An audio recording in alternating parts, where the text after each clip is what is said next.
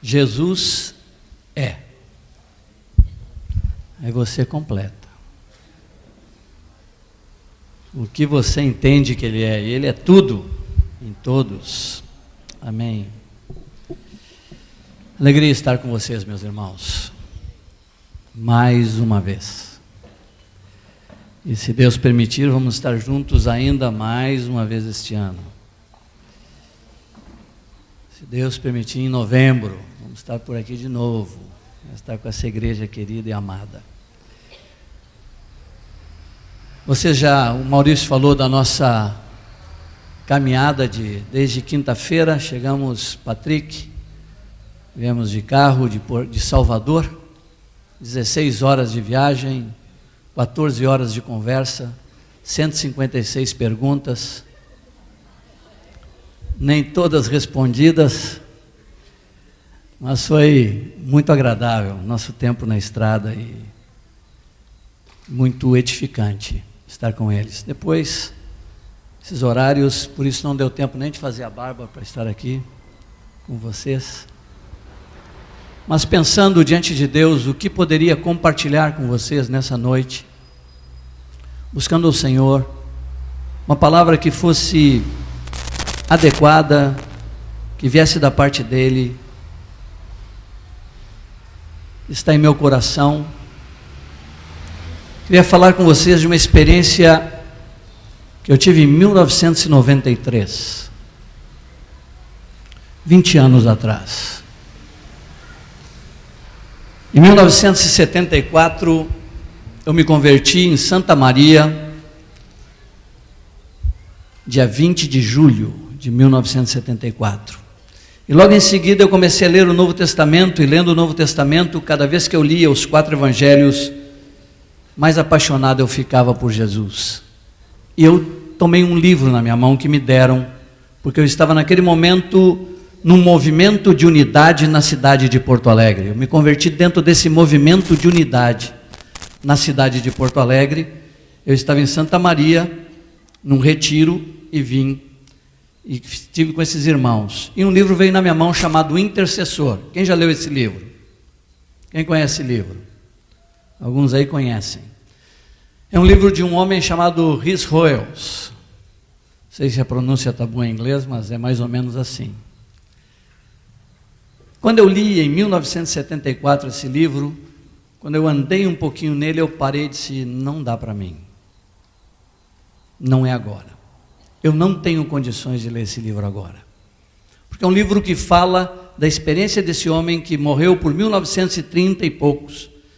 E quando você vai lendo o livro, relata uma intimidade, um relacionamento dele com Deus e com o Espírito Santo, como se ele e o Espírito Santo andassem lado a lado como 2 amigos, o tempo todo. E quando eu li isso no primeiro ano de convertido, não dá para mim ainda. Eu vou deixar esse livro aqui, eu vou buscar Deus, eu vou relacionar com Deus, e daqui a um tempo eu vou ler esse livro. Eu voltei a ler o livro em 93. Passaram-se quase 20 anos. E quase 20 anos depois estou falando sobre esse livro. Quando eu li em 93, eu saí de férias com a minha família, perto de Salvador, e eu levei esse livro para ler. Durante 15 dias, enquanto eu li esse livro, eu chorei 15 dias. Acabou minhas férias. Eu não conseguia parar de chorar, vendo a ação de Deus, a intimidade daquele homem com Deus, e passados já 19 anos, eu olhava para a minha vida e dizia: não tem nada nem parecido, nem igual. E eu esperei 19 anos para ler esse livro de novo, para ver se alguma semelhança havia, se alguma coisa acontecia, e cada vez eu afundava mais. Eu fiquei 15 dias no pó, mal. Consciência de culpa, acabado, detonado, minha consciência arrasada. E minha esposa olhava e disse: o que está acontecendo com você? Eu não conseguia falar, eu chorava o tempo inteiro de vergonha. e encontro com meu companheiro, Marcos, de férias, e quando nós nos encontramos, Marcos passou uma experiência parecida, lendo outro livro chamado Um Guia Seguro para o Céu, de Joseph Allende, que é um puritano. E também ele chorou muitos dias. E chegamos os dois acabados. A sensação que eu tinha, irmãos, é que Deus tinha desistido de mim. A sensação que eu tinha é que eu não tinha crescido, não tinha andado e não tinha uma intimidade com Deus, não tinha desenvolvido minha vida com Deus durante 19 anos. Eu estava mal. Eu digo, Deus desistiu de mim. Porque, se vocês leram, quem leu esse livro sabe, a experiência dele, Deus manda ele tirar chapéu, naquela época usava chapéu, tinha algumas coisas assim estranhas que ele fazia, mas era uma vida tão intensa de comunhão, tão intensa de revelação, tão intensa de intimidade com Deus, que você lia e eu disse assim, Senhor, cadê esse homem? Esse homem já foi. Nem para eu estar perto dele, né? Vamos ser onde ele está, eu vou até lá para me aproximar, ser discípulo dele, andar com ele, para receber disso. Não dava, ele tinha morrido. Eu não estou conseguindo transmitir talvez para vocês, mas eu estava muito mal. Acho que foi minha 5ª ou 6ª conversão. Eu estava sobre tremenda convicção de pecado, de uma vida medíocre, de uma vida que não expressava o tempo de caminhada com Deus. E quando eu estou nesse desespero, chorando diante de Deus, Deus me disse, eu quero te mostrar uma pessoa. E Deus me levou para a Escritura. É sobre essa pessoa que eu quero falar hoje à noite. Sobre um homem chamado Pedro. Quando eu estava pensando que Deus tinha desistido de mim, que não havia mais chance para mim, eu me sentia acusado por Deus, me sentia acusado pelo diabo, me sentia acusado pela minha consciência, me sentia acusado pelos irmãos, me sentia acusado pelos incrédulos, me sentia péssimo. Deus me leva para ver Pedro. Eu quero mostrar as 3 coisas de Pedro. Primeiro, o seu temperamento. Deus me levou a ver o temperamento de Pedro.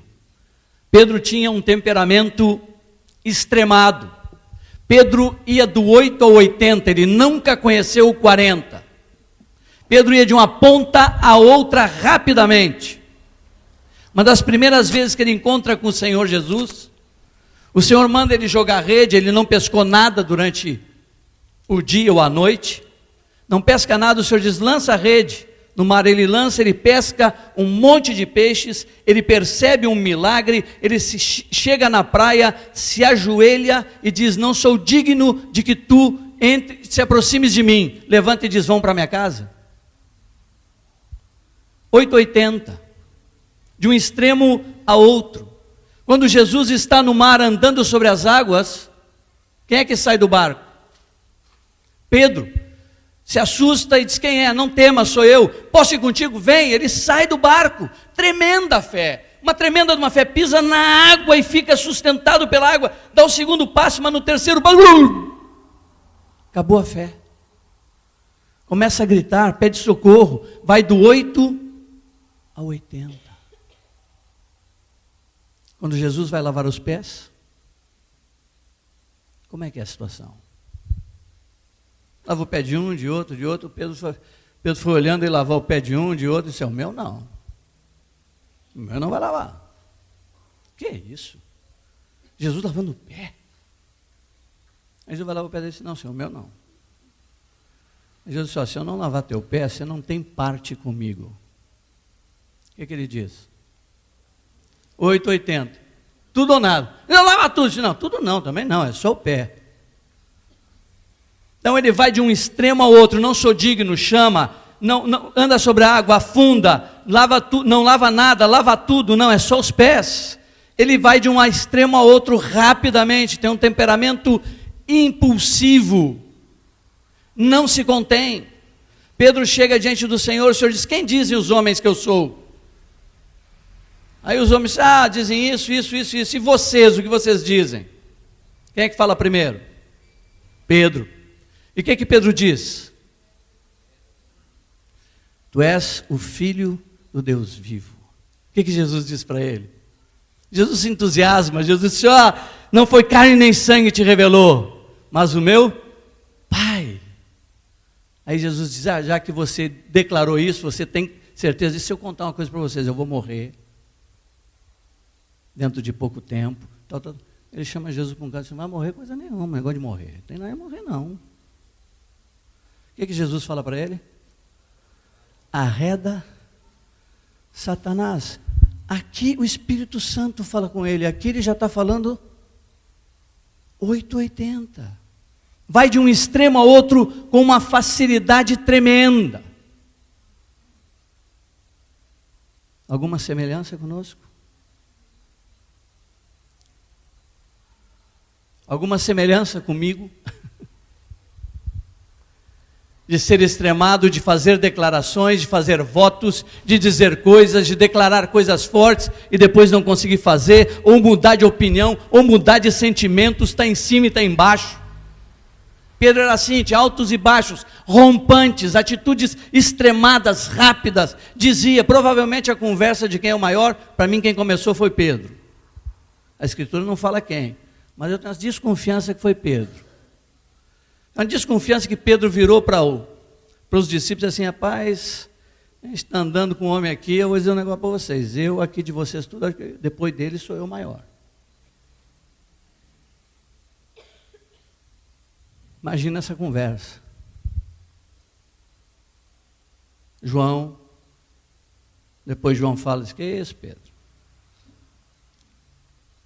Quem é que reclina a cabeça no peito dele? Você sabe o que ele fala comigo ali, Pedro?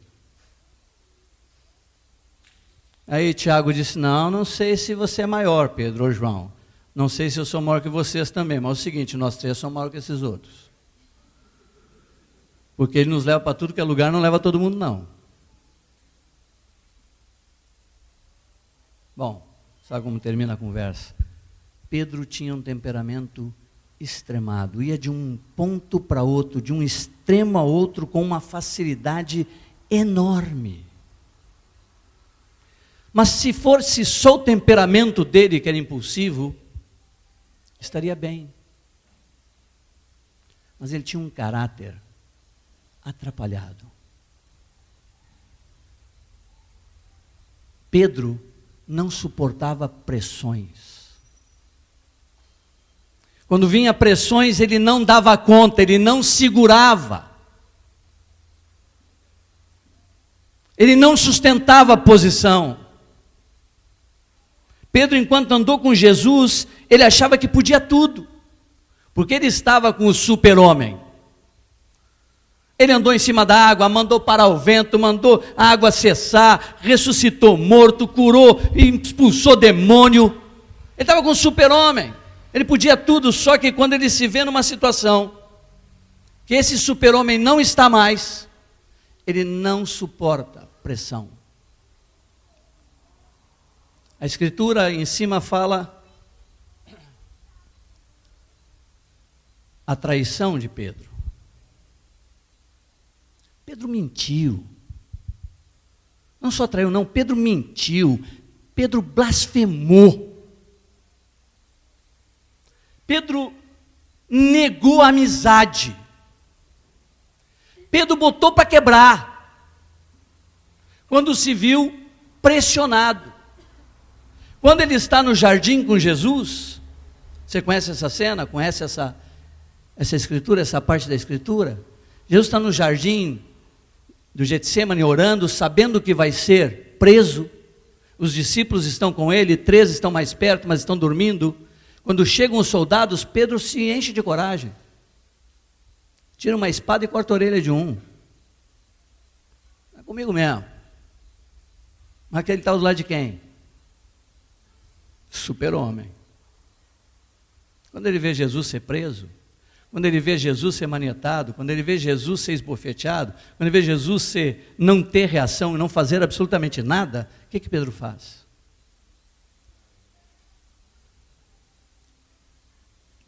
Pedro foge. E esse macho todo que estava ali no Getsêmani, com espada na mão, querendo brigar com todo mundo, e que Jesus tinha dito pouco tempo antes, todos me abandonarão, e ele, numa ação impulsiva, disse, todos, menos eu não. Jesus olhou, Pedro, você não sabe. Eu não. Eu vou até o fim. Eu vou até o fim. Extremado. Declarações bombásticas que não dava conta de vivê-las. Reações antagônicas, completamente diferentes uma da outra, em pouco tempo. Não suportava a pressão. Quando vinha a pressão, quando veio a pressão, mente. Tem medo de uma mulher. Uma mulher lhe confronta, e sabe o que ele faz? Nega. Não, sou não. Mentiu. Conheço não. Eu nunca vi, nem sei. O que está acontecendo aqui? Eu estou aqui passando.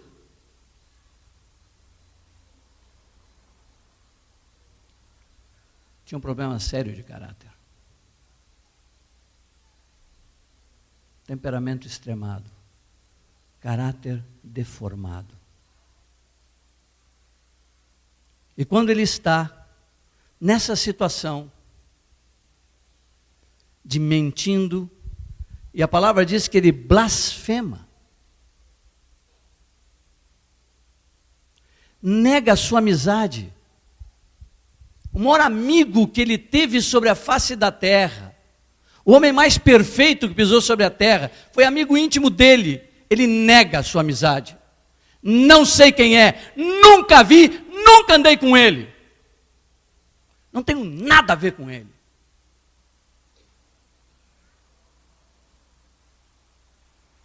E quando Pedro, no seu rompante, está declarando isto, não podia ter situação pior. Jesus vê. Jesus ouve. Ele negando. Ele dizendo, não sei quem é. E nesse momento, Jesus olha para ele e o vê traindo, negando, blasfemando. E Jesus vai para a sua cruz. E Jesus vai morrer.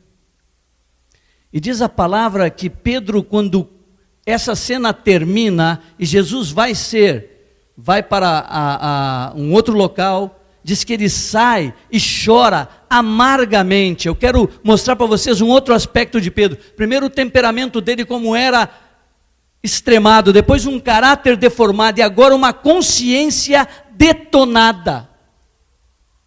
Porque ele deu de olho com o melhor amigo dele, e quando o amigo dele olhou para ele, ele disse, não te conheço, não sei quem você é. Não sei quem você é. Nunca vi. Nega. Mente. Blasfema. E ele vê que Jesus vê. Ele sai e chora amargamente. Vamos imaginar a consciência desse homem. Nesse momento. Ele não sabia que Jesus ia ressuscitar Ailton. Ele não sabia que Jesus ia ressuscitar. Ele só vê ele preso, indo para um lugar, para outro, levando ele de longe vendo, e de repente vê ele com uma cruz nas costas, carregando uma cruz, todo rebentado, todo lanhado, todo machucado, carregando a cruz, vai ser crucificado, vão prender ele, ele vai morrer, eu não tenho chance, eu não posso chegar perto dele, os soldados não me deixam chegar perto dele, e a última cena que eu tive com o meu amigo foi ele me vendo, eu não sei quem você é, eu não te conheço. Essa é a última cena. Ele me viu. Ele vai até a caveira, vai até o lugar onde ele é crucificado, e ele fica lá olhando, e ele lá, o Jesus manifestando, falando coisas, e ele aqui dizendo assim, a última cena é essa, ele está morrendo, vai morrer, e eu não vejo mais ele, nunca mais vou ver, e a última coisa que ele sabe de mim é que eu neguei ele.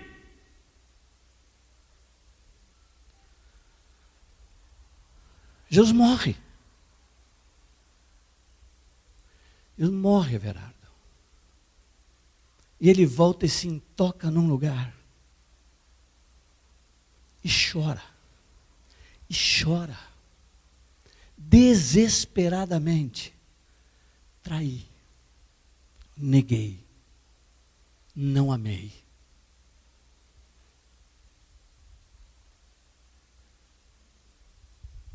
Esse homem está agora, além do problema de temperamento que tem, além do problema de caráter que tem, esse homem está com a consciência toda detonada,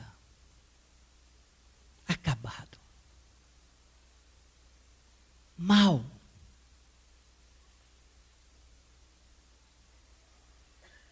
Isso Deus foi me mostrando. Até que Deus me diz, mas eu sou um Deus que não desisto de ninguém. Eu não desisto. Pedro foi ou não foi curado? Hein, Poli? Foi. Sabe aonde começou a cura de Pedro? Sabe aonde começou a cura de Pedro, Ailton? Quando ele está no pátio, quando ele está negando, quando ele está blasfemando. Diz a palavra que é um amanhecer, tem uma fogueira, tem um galo cantando, e Jesus disse, antes que o galo cante, você vai me negar 3 vezes. Ele está na última, o galo canta, está a fogueira, Jesus passa, Jesus olha para ele, naquele olhar começa a cura de Pedro, senão ele tinha ido e se enforcado, como Judas fez. Por que ele não vai se enforcar? Porque a cura dele começou ali, quando Jesus vê ele negando, blasfemando, e Jesus passa no pátio preso, e Jesus passa e olha para ele, os olhos de Jesus dão nos olhos dele, os olhos dele dão nos olhos de Jesus. Eu sei o que Jesus disse para ele. Jesus não botou a mão na cintura e disse, você, vou te falar, não dá para confiar em você, rapaz. Jesus não levantou o dedo e disse, não dá, você andou 3 anos e meio comigo. Como é que você fez isso? Perdi a confiança em você, Pedro. Não.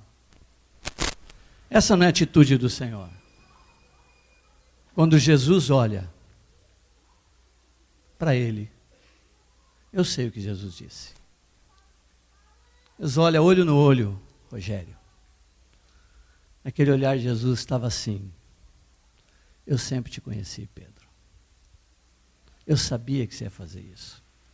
Você que não sabia que ia fazê-lo. Eu continuo te amando, Pedro. Não importa o que você faça, Pedro, eu continuo te amando. Eu não sou um Deus que desiste. Eu não sou um Deus que cede. Eu não desisti.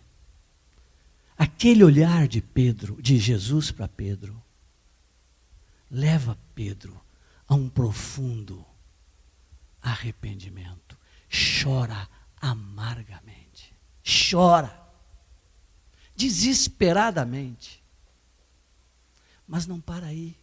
Não para com esse olhar de misericórdia, não para com esse olhar de conhecimento, de saber, sem a face fechar, sem os olhos espremerem, sem ter um olhar de brabeza, não, suave, tranquilo, em meio à sua dor. Ele contempla Pedro e diz: você está se conhecendo, Pedro, agora. Eu sempre te conheci. Desse jeitinho, temperamento extremado, caráter teu atrapalhado, hoje tua consciência está detonada, mas eu não desisto de você, Pedro.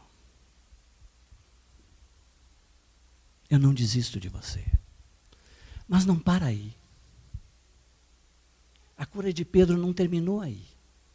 Porque até aí, ele viu que no olhar de Jesus ele recebeu o quê? O consolo necessário, a misericórdia necessária para não se matar. Porque o sentimento deles era muito forte, amados.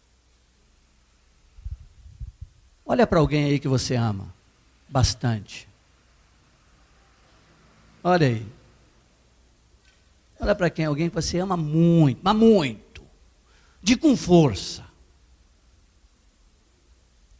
Pensa. Você tendo a oportunidade que esse homem teve de andar com o Verbo eterno, de andar com o Deus feito homem. Pensa se ele amava ou não gostava desse Jesus. Pensa se ele não gostava de Jesus. Gostava muito. Mas ele não aguenta e trai. O melhor amigo. Então tu pensa como ele ficou depois. E quando Jesus olha para ele, ele viu que Jesus não o reprovou. Pior ainda, eu esperava que ele me fulminasse com os olhos. Eu esperava que ele desse com o dedo na minha cara. Eu esperava que ele me ralhasse comigo, que ele brigasse comigo. Isso que eu esperava, mas eu jamais esperaria um olhar de misericórdia. Um olhar terno. Não era um olhar de desaprovação. Por isso ele vai chorar amargamente. Mas não termina aí. Enquanto ele está lá enfiado, num lugar que eu não sei qual é, numa casa, dentro de um quarto, jogado no chão, chorando sem parar, morreu meu melhor amigo, morreu quem eu mais amava, morreu a pessoa que mais eu acreditei, morreu a pessoa que eu mais confiei, e ele me viu fazer, como eu pude fazer isso, como eu pude fazer um negócio desses. Enquanto ele está lá nessa situação, que eu imagino, umas benditas mulheres foram ao túmulo.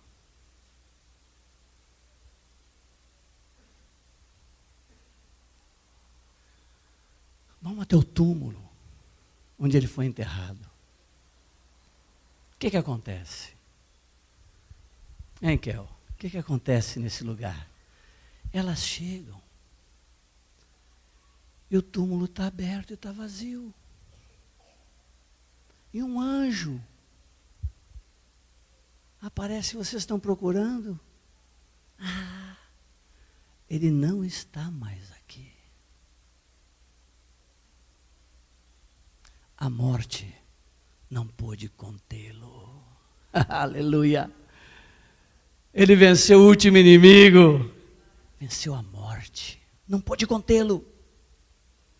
Ele ressuscitou. Vão até os seus discípulos e digam para eles que ele ressuscitou. Falem para eles que ele não está mais morto. Ele ressuscitou e vai encontrar com eles em tal lugar.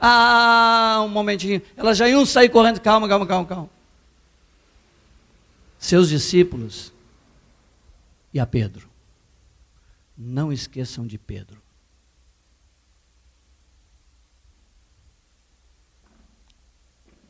Quando essas mulheres voltam, eu fico imaginando, eu gosto de imaginar. Elas receberam, em primeira mão, a maior notícia do cristianismo. Ele não está morto. Ele ressuscitou Ele está vivo. Pensa numa alegria. Que aquelas mulheres andaram com ele por toda parte. Pensa numa alegria. Eu voltaria dando pulos, gritos, urros. Quando eu entrasse na casa, eu não ia bater na porta, eu ia enfiar o pé na porta. Para dar notícia. Imagina elas berrando, elas gritando, dizendo, ele está vivo, ele não está mais lá, um anjo nos disse, ele está vivo,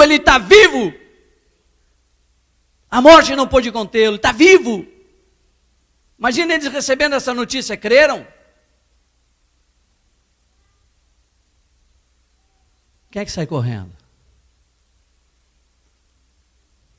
Mas elas disseram, ele mandou dar um aviso para vocês. Ele ressuscitou e vai encontrar com vocês. Então, Pedro, ele mandou te avisar especialmente. É um recado para um homem que está arrebentado. É um recado especial. É um cuidado de amor da parte do Senhor.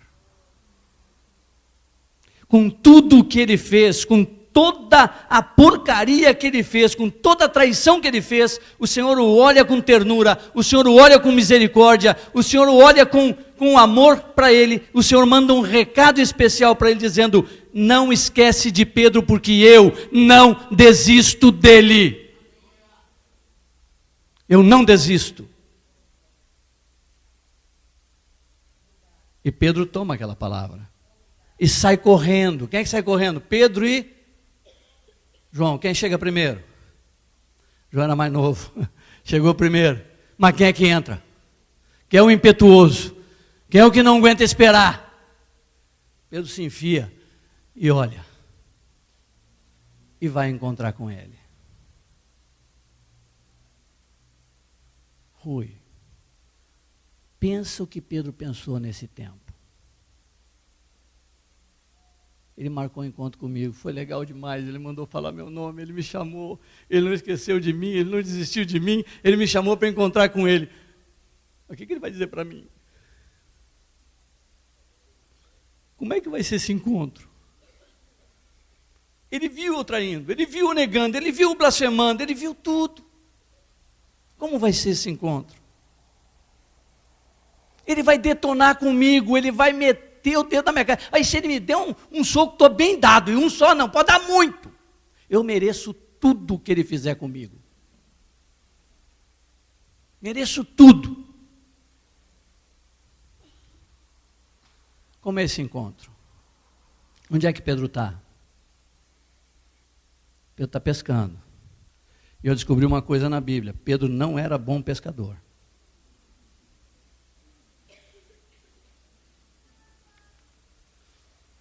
Toda vez que fala que ele está pescando, diz que ele não pescou nada.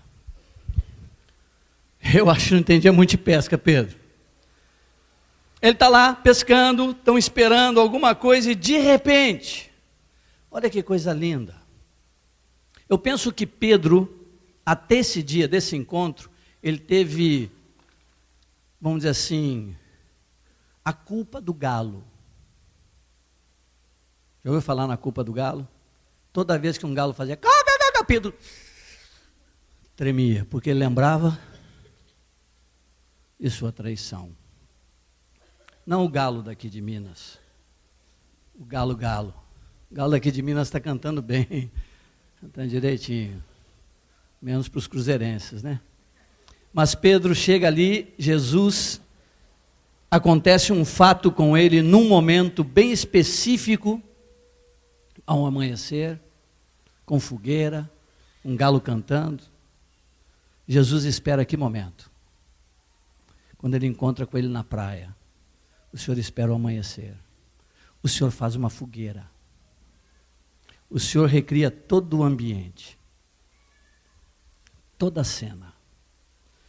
E quando Jesus na praia diz para eles de novo lançar a rede, e eles pescam de novo, quando enche o barco, João diz, é o Senhor.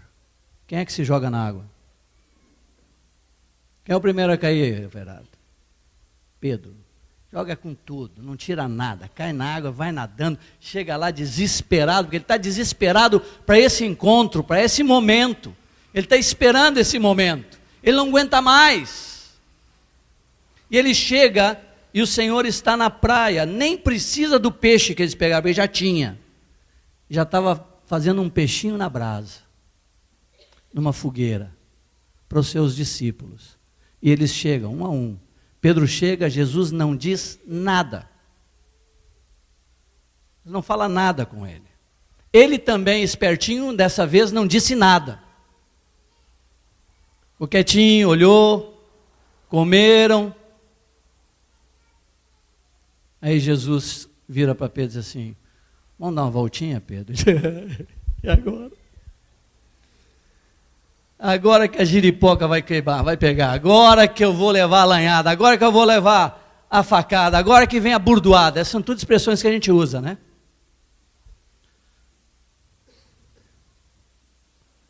Ah, meu discipulador me chamou.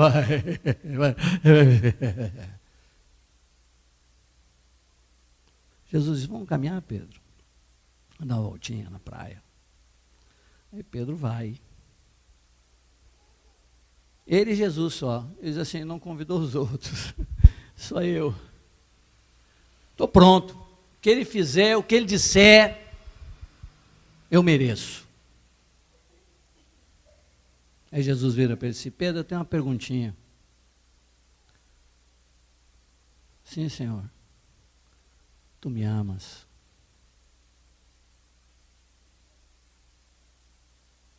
Que perguntinha, hein? Ele não disse assim: Pedro, como é que você fez aquilo? Pedro, não acredito, Pedro. Eu não posso acreditar, Pedro, que você, depois de andar comigo, Pedro, esse tempo... Rapaz, como é que você pôde fazer aquilo, rapaz? Não. Não. Jesus vai no centro. Tu me amas? Pedro vira e diz: Senhor, aqui tem dois detalhes importantes para entender, porque Jesus tinha dito que ele ia o quê? Negar. Ele disse o quê? Não. Ali tinha um problema. Primeiro, ele achava que Jesus não sabia tudo. Segundo, ele achava que o amava. De fato e de verdade. Jesus, com essa pergunta, quebra com essas duas coisas. Jesus diz: tu me amas? Aí a resposta de Pedro: Senhor, tu sabes todas as coisas. Eu não posso te enganar. Eu não tenho como dizer outra coisa a não ser a verdade, porque tu viu. Tu viste, tu ouviu. Eu negando. Mas tu sabes todas as coisas, tu sabes que eu gosto muito de ti. Aí Jesus, para um homem que há 3 dias, 4 dias, mentiu, traiu, negou, blasfemou, Jesus é muito corajoso. Jesus vira e diz: apacenta as minhas ovelhas. Anda mais um pouquinho e pergunta: tu me amas? Tu sabes todas as coisas, tu sabes que eu gosto de ti. Apacenta os meus cordeiros. Tu me amas? Foram 3 negativas, 3 afirmativas. Cura completa. Aí Pedro diz a palavra que ele se fica mal com a terceira. E Jesus volta a dizer: apacenta as minhas ovelhas. E diz mais para ele: agora você está pronto para morrer por mim. Agora você está pronto. Quando você ficar velho, vão te conduzir pela mão. E ele fala, e ele pergunta: e eu? Ele ficou curioso do João, né? E o João? Mas o que te compete saber? Não interessa, João, se eu quiser que ele viva para sempre. 3 negativas. 3 afirmativas: olhar, palavra, confrontação em amor. Confrontação não para acusar, confrontação não para mostrar o erro, confrontação para resgatar. Para resgatar. E Pedro recebe o chamado de novo. De novo, Roberto. Ele diz para Pedro: segue-me. Como ele disse lá no primeiro dia, que encontrou com ele. No último dia ele vira para Pedro de novo e diz: segue-me. Sabe por quê, amados? Porque Deus não desiste de ninguém. De ninguém. De ninguém.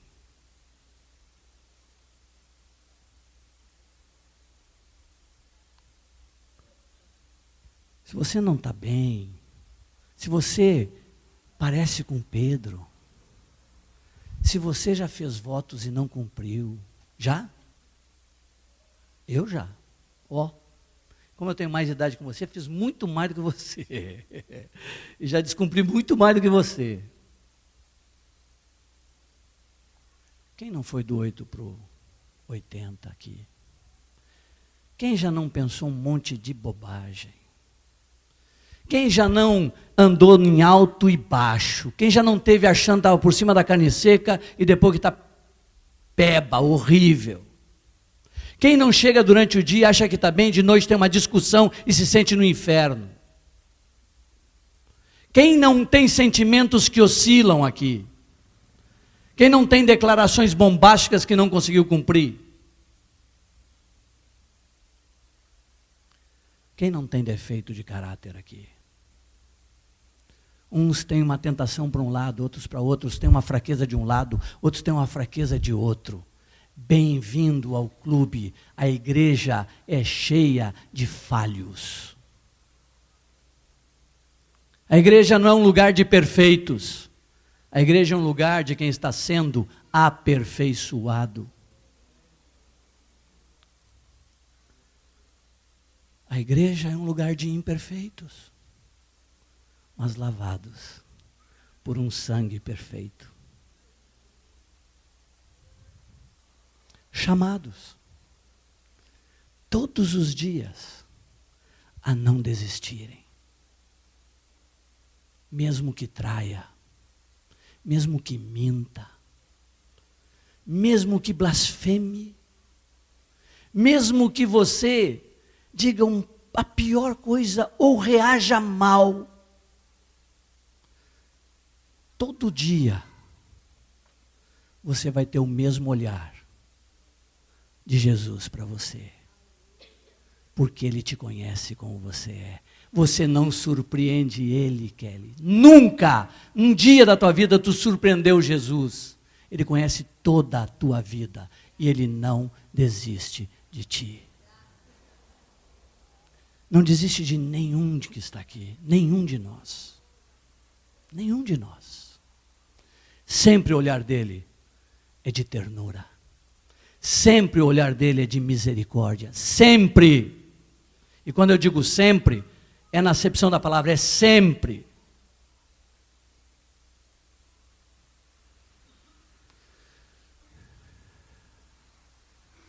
Sempre ele tem um recado especial para cada um de nós. Nos piores momentos. Momento de mais sofrimento, no momento que você acha que está abandonado totalmente. Ele arranja alguma forma para mandar o recado dizendo assim: e a Suzana também. E a Suzana também. E o Patrick também. A Paulinha também. O Mário também. Obrigado, Senhor. Sempre um recado que nos consola, que nos anima, que nos fortalece na hora do pior momento. Por quê? Porque Ele não desiste. E Ele confronta. E na minha caminhada de 38 ou 39 anos, já perdi a conta. 39, né? 74 para 2013. Eu não lembro de um só dia, meus irmãos. De um só dia nesses 39 anos. E olha, que errei e errei muito. E errei muitas vezes. Tive muitos sentimentos equivocados. Eu não lembro de uma única vez de Deus ter me olhado brabo. De Deus ter me tratado mal. Quando eu achava que ia levar pancada, hoje não vai ter jeito. Hoje eu tirei ele do sério. Sempre recebi um colo. Sempre recebi um afago. Sempre recebi uma voz doce. E isto sempre me quebrou. Porque não é a severidade de Deus que nos conduz ao arrependimento. É a bondade de Deus. É a bondade. Não é a severidade. É a bondade dele que nos aproxima a ele. Se Deus fosse o Deus que se apresenta no Velho Testamento, sabe onde é que a gente estava? Que nem o povo de Israel. Vai, Moisés. Eu, hein? Relâmpago, trovão, essa barulheira toda, esse tremor todo, vai você, eu não vou não. Não. Nós cantamos no começo aqui. O que nós cantamos a primeira música? E começa dizendo o quê? Que ele fez um novo, ele rasgou o véu. Ele rasgou o véu. Não há mais separação entre vocês e eu. Tem um novo e vivo caminho. Sabia que todo dia você, com esse baby que está aí, na tua barriguinha, sabia que você tem um que está todos os dias ao lado do Pai, orando por você e ele? A palavra diz que Jesus está sentado à destra do Pai, intercedendo por nós.